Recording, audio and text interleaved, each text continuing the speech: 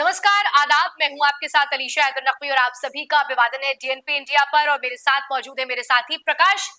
आज फिर से बांग्लादेश की बात करेंगे। दरअसल बांग्लादेश में शेख हसीना के जाने के बाद फैली अशांति और पाकिस्तान परस्त कट्टरपंथियों की बढ़ती ताकत भारत के लिए खतरा बन सकती है। ऐसा इसलिए क्योंकि खासतौर पर सिलीगुड़ी कॉरिडोर के इस खतरे की जद में आ सकता है, जो कि पूर्वोत्तर के 8 राज्यों के लिए भारत का प्रवेश द्वार है, यानी एंट्री गेट है। इस क्षेत्र को भूगोलिक विशेषता की ऐसी कमजोरी पैदा करती है जिनका विरोधी तत्व फायदा उठा सकते हैं। लेकिन इस पूरी खबर पर क्या पॉजिटिव पॉइंट ऑफ व्यू और क्या नेगेटिव पॉइंट ऑफ व्यू है, ये समझेंगे, कोशिश करेंगे। प्रकाश, जिस तरीके से ये खबर आ रही है, तमाम अखबारों ने आज जगह ले ली, बड़े वेबसाइट्स ने, जितनी भी भारतीय मीडिया है उन्होंने जगह दे दी इसको, यानी बड़ी खबर है। कुल मिलाकर ये बताइए कि पूरा ये मामला है क्या? देखिए, जो सिलीगुड़ी का कॉरिडोर है वो हम लोग पहले लगातार बात कर चुके हैं, फिर से बात कर लेते हैं। यही वो कॉरिडोर है अलीशा। मतलब ये आपके नॉर्थ ईस्ट के स्टेट्स हैं।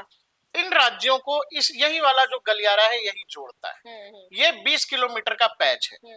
अब समस्या ये है कि आपका जो मेन लैंड है इधर का, इससे नॉर्थ ईस्टर्न स्टेट इस छोटी सी गलियारे, या कह लीजिए देश के लिहाज से देखिएगा तो गली जैसा है।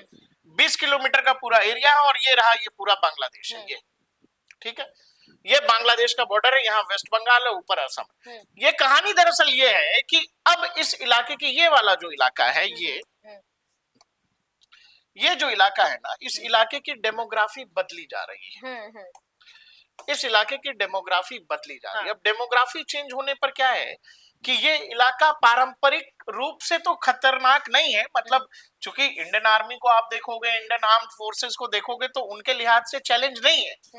लेकिन जिस तेजी से यहाँ डेमोग्राफिक बदलाव हो रहा है, आपको याद होगा एक सीए आंदोलन के दौरान एक व्यक्ति था, शर्जील इमाम, जिसने कहा कि चिकन नेक को चोक कर देंगे। तो वो ऐसा इसीलिए कह पा रहा था, उसके कहने का मतलब सीधा था कि चूंकि यहाँ की डेमोग्राफी तेजी से बदल रही है, उसका फायदा उठाकर हम इस इलाके को बंद कर सकते हैं। इशारा वहां तक था कि कल को अगर नॉर्थ ईस्ट में इंडियन आर्मी की कोई मूवमेंट होगी, मान लो आपको चाइना बॉर्डर के पर कुछ करना है, नॉर्थ ईस्ट की स्टेट में कोई ऑपरेशन इंडियन आर्मी को चलानी है, ये वाला रूट अगर बंद हो गया ना अलीशा, तो आपने एक तरह से नॉर्थ ईस्टर्न स्टेट्स को भारत के मेन लैंड से काट दिया। वो वही बात है। अब यहाँ क्या होने लगा है, यहाँ लगातार जो बांग्लादेश की तरफ से घुसपैठ हुआ है, जो अनाधिकृत है, जिनके पास कुछ भी नहीं है, लेकिन लोग इन इलाकों में आके बस रहे हैं, इन इलाकों में अपने घर बना रहे हैं। और ये चीज बहुत ही वाइटल हो जाती है, बहुत मुश्किल खड़ी कर रही है भारतीय सेना के रास्ते में कि आप सेना तक कब जाओगे जब वैसा टकराव की स्थिति होगी। लेकिन आप ये समझो, जब एक खास तरह की आबादी अगर यहाँ अपना घर बना लेती है और लोग बस जाते हैं, तो वो तो अचानक से आपके रास्ते में किसी दिन रुकावट खड़ी कर देंगे जब आपके लिए जरूरी होगा। ये बड़ा चैलेंज है। दूसरा क्या है, जो बांग्लादेशी सरकार है, जो मोहम्मद यूनिस की सरकार है, वो सरकार लगातार, आप देखिए लिखा है ना कि आईएसआई एक्टिव हो गई है। ये वो बांग्लादेश है जो बांग्लादेश दुनिया के मानचित्र पर हमारी वजह से है, भारतीय आर्मी की वजह से। 1971 का वो ऑपरेशन नहीं होता तो बांग्लादेश नहीं होता। लेकिन अभी क्या हो गया, वहां जो नई सरकार है वो चूंकि आईएसआई समर्थित है, वो चूंकि सीआईए समर्थित रही जो पुरानी गवर्नमेंट थी, लेकिन अब वहां आईएसआई बहुत एक्टिव हो गई है। और आईएसआई वो सारे काम कर रही है वहां पर जो पाकिस्तान में आईएसआई करती है, किसी भी कट्टरपंथी जमात को आगे बढ़ाने के लिए। वहां कट्टरपंथियों को पूरा एकदम खाद बीज दिया जा रहा है, और ये बताया जा रहा है कि भाई आपको एंटी इंडिया स्टांस लेना है। अब भारत के खिलाफ के पड़ोस में एक पाकिस्तान ऑलरेडी है, एक दूसरा पाकिस्तान खड़ा करने की कोशिश है, और वहां वो सारे तत्व हैं जो पाकिस्तान में भारत के खिलाफ है। वही लोग ये कहानी यहाँ पर आगे बढ़ा रहे हैं, और इसीलिए आपको ये देखना पड़ेगा। देखिए ना कि भाई परंपरागत खतरा नहीं है, लेकिन आमना सामना अब आज तक नहीं हुआ। लेकिन यही कह रहे हैं एक एक्सपर्ट है डिफेंस के, उन्होंने कहा कि भारतीय सेना से अगर आमना सामना हुआ तब तो आप लड़ोगे ना, लेकिन जब वहां पर असली खतरा, क्या कह रहे हैं, अपरंपरागत है, जिसका मतलब है कि वहां पर जो लगातार अवैध घुसपैठ हो रही है, उससे जो मुश्किलें खड़ी होंगी, वो भारत के लिए बड़ा चैलेंज है कि आपका नॉर्थ ईस्ट का स्टेट, वहां पर तेजी से बांग्लादेश की तरफ से घुसपैठ कराया जा रहा है, और इसमें पाकिस्तानी आईएसआई इवन मिली हुई है। ये लेफ्टिनेंट जनरल है रिटायर्ड प्रदीप बाली, उनका एक लेख है वो उन्होंने लिखा है ट्रिब्यून इंडिया में, जिसके लिहाज से एनबीटी ने ये खबर छापी है।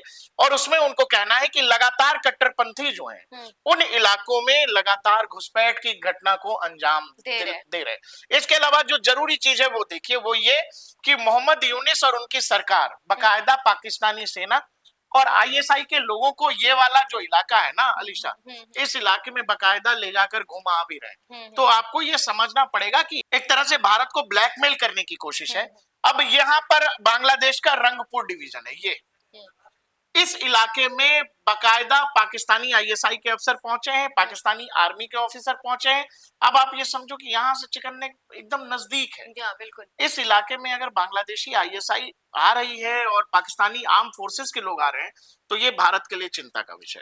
तो आपको बता दें कि हाल ही में सीमा पार से पकड़े गए संदिग्ध रेडियो सिग्नलों ने ये आशंका और बढ़ा दी है, और ये बताता है कि बांग्लादेश के जिहादी पाकिस्तान की कुख्यात आईएसआईएस के साथ मिलकर भारत के खिलाफ नापाक मंसूबों का अंजाम दे रहे हैं। और बांग्लादेश में शेख हसीना के जाने के बाद फैली अशांति और पाकिस्तान परस्त कट्टरपंथियों की बढ़ती ताकत भारत के लिए खतरा बन सकती है। खासतौर पर सिलीगुड़ी कॉरिडोर जिसका जिक्र हम कर रहे थे, इस खतरे की जद में आ सकता है, जो कि पूर्वोत्तर से 8 राज्यों के लिए भारत का एंट्री गेट है।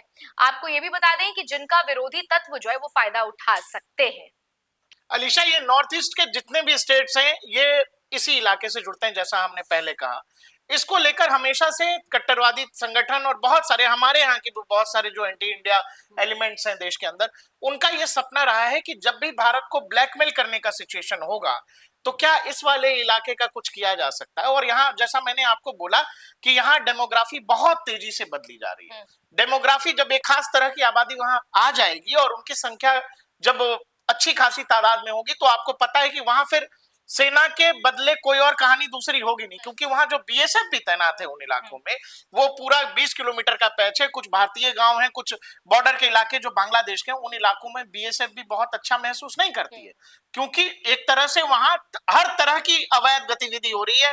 वो नशे के कारोबार हो या कुछ भी ड्रग्स हो, हर तरह का काम हो रहा है। और इसके अलावा जो हम आपसे कह रहे थे कि रंगपुर डिवीजन, ये रहा रंगपुर, ये देखिए जहां पर पाकिस्तानी, जो आप जिक्र कर रही थी कि पाकिस्तानी आईएसआई के जवान और पाकिस्तानी मिलिट्री के जवान वहां गए थे, जो बिल्कुल नजदीक है भारतीय चिकन नेक के। और अब तो बिल्कुल खबर चल करके आ गई है कि बाकायदा उस चीज के लिए पाकिस्तान, आईएसआई और बांग्लादेश की मौजूदा सरकार जो है एक तरह से बहुत उस इलाके में एक्टिव हो गई है। तो लेकिन इस चीज का एक और फायदा है।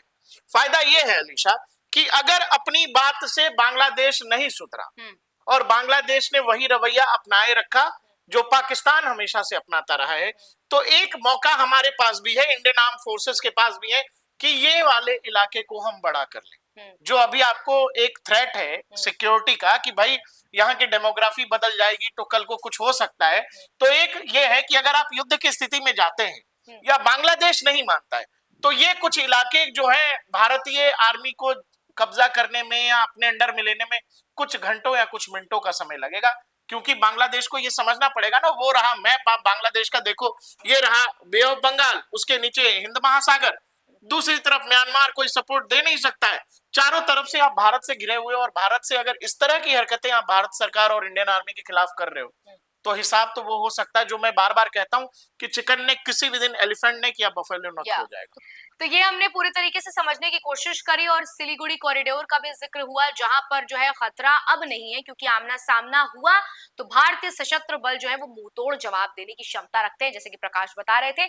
असली खतरा जो है वो बांग्लादेश के रास्ते अवैध घुसपैठ लगातार जारी है, जिसके चलते जो है वहां पर एक कुछ बदलाव हो रहे हैं, इसे सीमा पार समर्थन मिल रहा है। तो आज की बड़ी खबर यही थी, और जिस तरीके से हमने आपको एक एक पॉइंट समझाया, वैसे ही अगर इसमें कोई नया अपडेट होता है तो हम फिर हाजिर होंगे, फिर आपके लिए नई खबर लेकर आएंगे। फिलहाल आपको ये वीडियो कैसा लगा कमेंट सेक्शन में लिखकर जरूर बताइएगा, और ऐसी तमाम अहम जानकारी से जुड़े रहने के लिए बने रहिए डीएनपी इंडिया के साथ।